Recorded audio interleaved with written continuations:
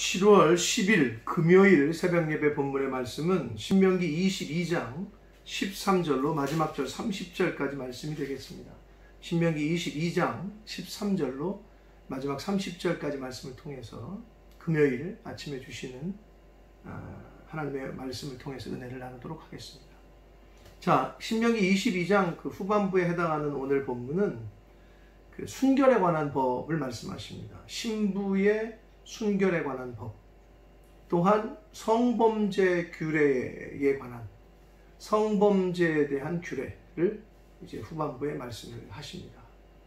그래서 13절부터 21절까지가 신부의 순결에 대한 이야기를 말씀하시는데 그 두 가지 경우를 말합니다. 신부가 결혼 전에 그 순결을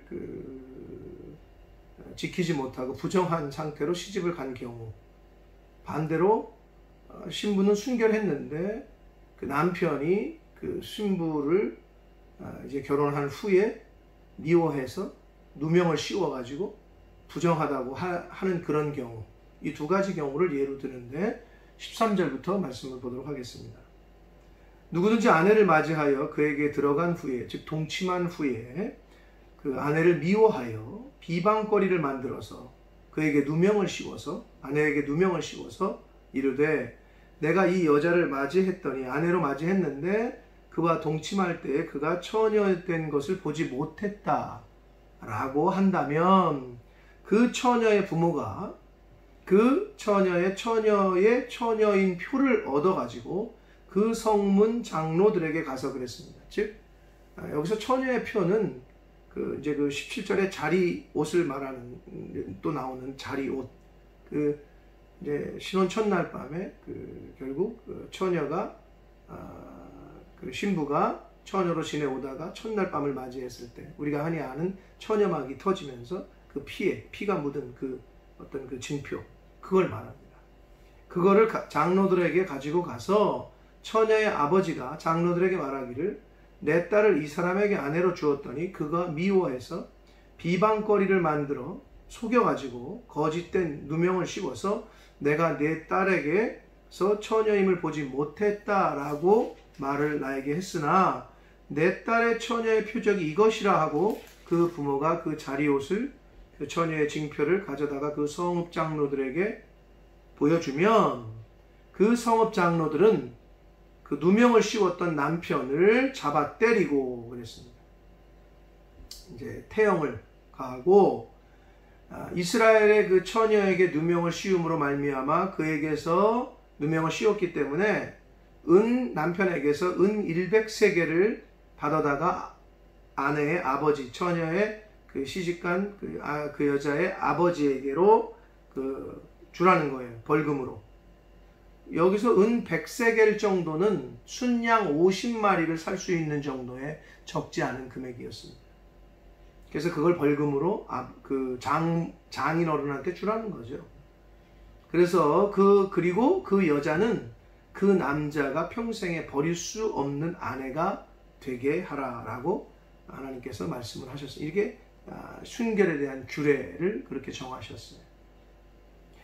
20절부터는 반대의 경우, 진짜로 그 여자가 결혼 전에 부정한 일을 저지른 처녀가 아니었다면, 그 처녀에게 처녀의 표적이 없다면, 21절, 그 처녀를 그의 아버지 집 문에서 끌어내고 그 성읍 사람들이 그를 돌로 쳐 죽이라고 말씀합니다.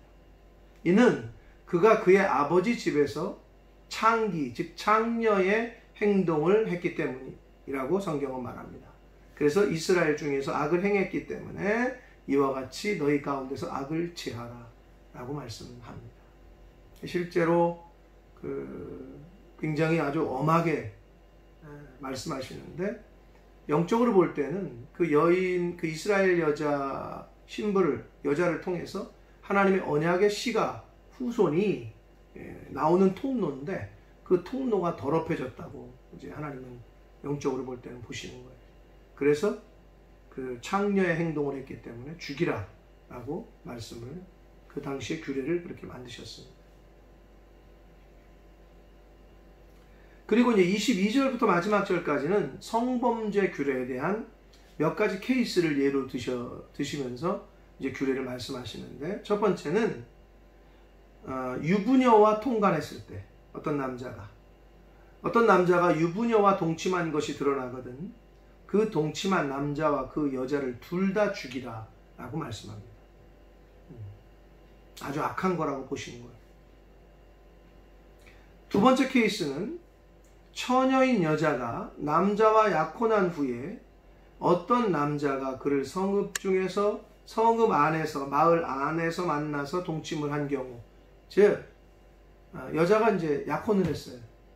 이스라엘에서는 약혼과 결혼을 거의 동일하게 봅니다. 약혼을 했어요. 근데 다른 남자와 성 안에서 동침한 것이 발견이 됐을 경우에 둘 다 성읍 문으로 끌어내고 그들을 돌로 쳐 죽이라고 말합니다. 그 이유는 그 다른 남자와 결혼한 처녀는 성 안에 있으면서도 소리를 지르지 아니했기 때문이라고 말하는 거예요. 즉 약혼한 몸인데 다른 남자가 뭐 억지로건 강제로건 아니면 힘으로건 아니면 뭐 합의한 것이건 어찌 동침을 했어요.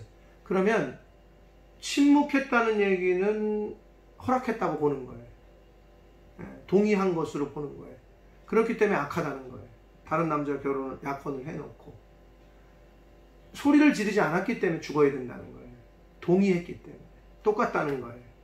그 남자는 다른 남자와 결혼한 여자를 범했기 때문이고 그 여자는 동의를 했기 때문에 소리를 지르지 아니했기 때문에 죽이라고 하는 거고, 그 남자는 그 이웃의 아내를 욕보였기 때문에 죽여서 악을 제하라 라고 말씀하십니다.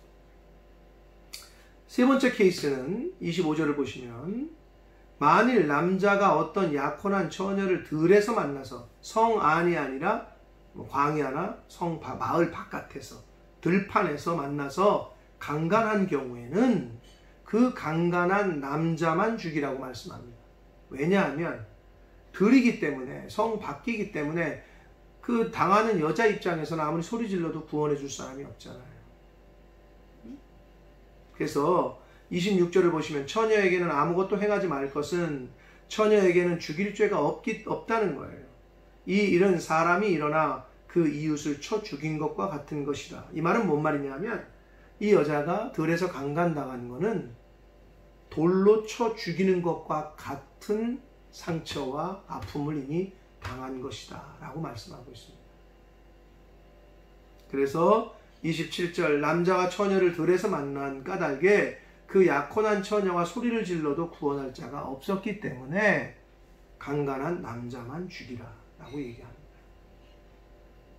마지막 케이스는 28절을 보시면, 만일 남자가 약혼하지 아니한 처녀를 만나, 즉 선남 선녀가 서로 만나서 동침한 경우에는 두 사람이 그렇게 동침한 것이 발견이 되면 동침한 남자는 그 처녀의 아버지에게 은 50세겔을 주고 그 처녀를 아내로 삼으라 라고 말합니다. 은 50세겔은 순양을 한 20에서 30마리 정도 살 수 있는 금액인데, 그 금액을 한마디로 장인 어른에게 주고 아내로 삼으라는 거예요. 그가 그 처녀를 이미 취했기 때문에 평생에 그를 버리면 안 된다 라고 말씀을 하십니다.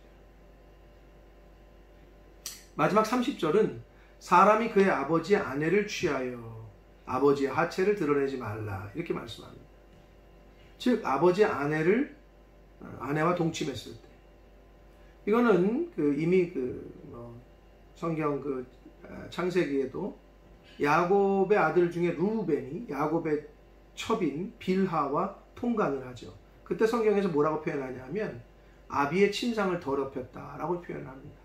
여기서 아비의 하체를 드러내지 말라, 일맥상통한 의미입니다. 아무튼 아버지의 아내를 취하는 것은 그것에 대한 벌은 죽이는 거였단 말이에요. 형벌. 그렇게 아주 엄하게 규정을 하셨습니다. 자, 오늘 21세기 오늘을 사는 오늘날에는 이 하나님의 말씀을 적용시키기에는 오늘날의 실정법이 너무나도 동떨어져 있습니다. 대한민국에서 간통법이 폐지된 게 불과 몇 년 되지 않습니다. 그래서 이미 다른 어떤 여자랑 성관계를 해도 형사적으로는 벌을 받지 않습니다. 이미 그렇게 돼버렸습니다. 이 시대가 아주 인본주의로, 간통법이 왜 취소가 됐느냐? 성인 남녀가 그거는 자기의 취향이라는 거죠. 선택이고. 어떻게 보면 그 인간의 아주 음탕하고 음란한 거를 법적으로 어떻게 보면 풀어주는 것이 되어버렸습니다. 그러나 하나님의 자녀들인 저와 여러분은 이 부분에서 하나님의 말씀을 엄중하게 듣고 두렵고 떨림으로 이 말씀을 들어야 될 줄 믿습니다. 그러므로 오늘 이 순결의 규례와 성범죄의 규례 가운데 하나님께서 우리에게 주시는 교훈은 실제로도 이걸 다 오늘날에도 지켜야 되지만 영적으로도 신랑 되신 예수 그리스도의 순결한 신부로서 우리를 성경은 말하는데, 거룩한 신랑 되신 예수 그리스도, 거룩한 신랑인 예수 그리스도의 순결한 신부가 되기 위해서는, 여기서 오늘 본문에서 정결한 신부는 그 처녀의 표가 있다고 그랬잖아요. 그것처럼 예수 그리스도의 정결한 신부는 신앙의 성도로서의 신앙의 정조를 지킨 삶의 표적이 있어야 될 줄 믿습니다. 그것이 바로 거룩함이요, 그것이 바로 순결한 믿음이요, 성결한 삶의 태도와 자세일 것입니다. 그래야 거룩하신 신랑 되신 예수 그리스도에게 걸맞는 거룩한 신부로, 부끄럽지 않은 신부로서의 모습이 될 줄 믿습니다. 또한 성 안에서 그 소리를 지르지 않았기 때문에 그 여자도 같이 죽이라고 하신 그 말씀은 어찌 보면 침묵하는 건 그 동의를 뜻해서 죽이라고 하셨잖아요. 결국은 범죄를 보고도 침묵하는 것은 그 범죄에 동일하게 동참하는 것으로 볼 수 있습니다. 그러므로 오늘날 저와 여러분은 악한 건 악하다고 하고 죄는 죄라고 분명하게 구분하고 성별해서 아닌 건 아니라고 끊을 수 있는 그러한 삶의 태도가 저와 여러분에게 있어야 될 줄 믿습니다. 오늘날의 실정법하고는 배치되는 게 많이 있습니다. 그러나 저와 여러분은 이 하나님의 말씀, 이 규례를 잘 가슴에 새겨서 거룩한 신부로서의, 정결한 신부로서의 예수 그리스도의, 신랑 되신 예수 그리스도의 정결한 신부로서의 모습을 잘 지켜서 예수 그리스도 이 땅에 다시 오실 때에 신랑 되신 예수님을 만났을 때 부끄럽지 않은 정결한 신부로 그분 앞에 서는 저와 여러분이 되시기를 예수 그리스도 이름으로 축복합니다. 기도하겠습니다. 살아계신 하나님 아버지, 감사합니다. 하나님의 은혜로 새날 주시고 생명 주시고 말씀을 전하고 듣게 하심으로 하루를 시작하게 하시니 감사합니다. 아버지 하나님, 순결과 성범죄에 대한 규례를 오늘 말씀을 통해 배웠습니다. 아버지, 이 시대를 살아갈 때에 정결한 신부로서 예수 그리스도, 신랑 되신 예수 그리스도의 정결하고 깨끗한 거룩한 신부로서의 삶을 살기를 소원하오니 주여, 저희 가운데에서 음란하고 음탕한 마음을 제하여 주시고 아버지, 정결과 거룩함을 덧입어 이 시대에 이 말세지 아래 거룩한 신부로서의 삶을 사는 하나님의 자녀된 저희 모두가 되도록 주여 은혜 내려 주옵소서. 많은 사람들이 육신의 정욕을 못 이겨 넘어지는 것을 보게 됩니다. 주여, 저도 그럴 수 있고 우리 모든 인간이 그렇게 연약한 인간임을 깨닫게 하시고 성령 하나님께서 내주 교통하시고 역사하셔서 정결한 신부로서의 모습을, 거룩한 신부로서의 모습으로 살아가는 하나님의 자녀된 저희 모두가 되도록 주여 은혜 내려 주옵소서. 예수 그리스도 이름으로 축복하며 기도 올려옵나이다. 아멘.